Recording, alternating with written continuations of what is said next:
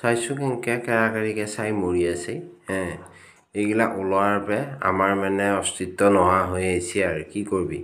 আগতে মানুহবিলাকে কি ধুনীয়া ঘৰতে আমাক বনাই কেনে বেচিছিল, ঘৰৰ মানুহক পোহপালন দিছিল কি ধুনীয়াকৈ সংসাৰবিলাক চলি আছিল। এইবিলাক বনাই কেনে কিমান কষ্ট কৰি বনাইছিল, বাঁহ কাটাৰ পৰা এইবিলাক গাঁঠি দিয়া, কিবা কৰা, হাবি জাবি বিভিন্ন কষ্ট কৰি বনাই সংসাৰখনৰ পোহপালন দিছিল। আৰু সেইবিলাক ৰদি মাৰিলা এই প্লাষ্টিক আহি কেনে এতিয়াতো কেইটামান আহিছে এই নতুনকৈ মুখৰ মাতহে ফুটি উঠছি, সিহঁতকো প্লাষ্টিকৰ বস্তুৱে লাগে। খেলা ধূলাৰ পৰা কি কৰাকৈ প্লাষ্টিকতটোহে ৰঙিলটোহে চকুত পৰে, সিহঁতৰ অভ্যাস একে হৈছে।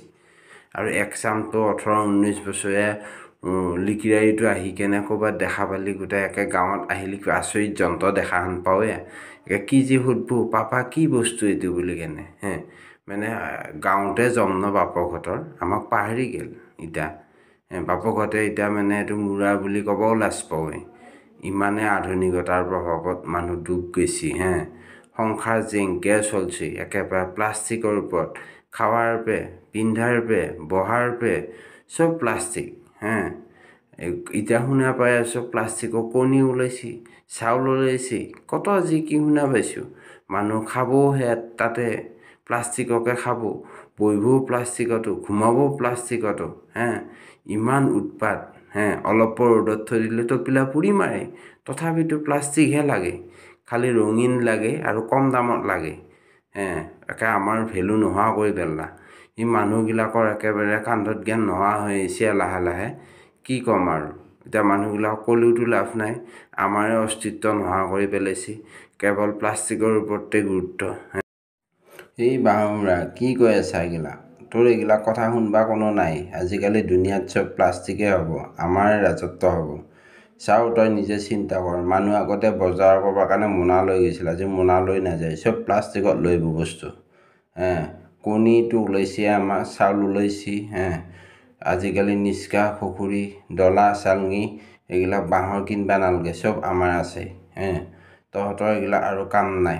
মানুহে কষ্ট কৰি যিগিলাকে বনি খাইছিল সিহঁতৰ ৰদি মৰি গৈছে, কিন্তু সেইটো বুলি আমি ভয় খোৱা জাতৰ মানুহ নহয়। আমাৰ প্ৰডাকশ্যন সদায় বাঢ়িয়ে আছে, এটাৰ পিছত এটা সঁজুলি ওলাই আছে।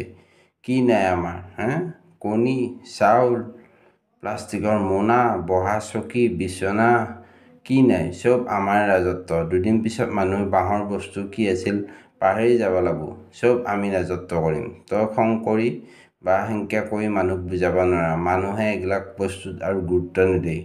যিটো ৰংচঙীয়া দেখাত ধুনীয়া সেইটোতে গুৰুত্ব দিব, যদি ভাল হওক বেয়া হওক কোনো প্ৰশ্ন নাই।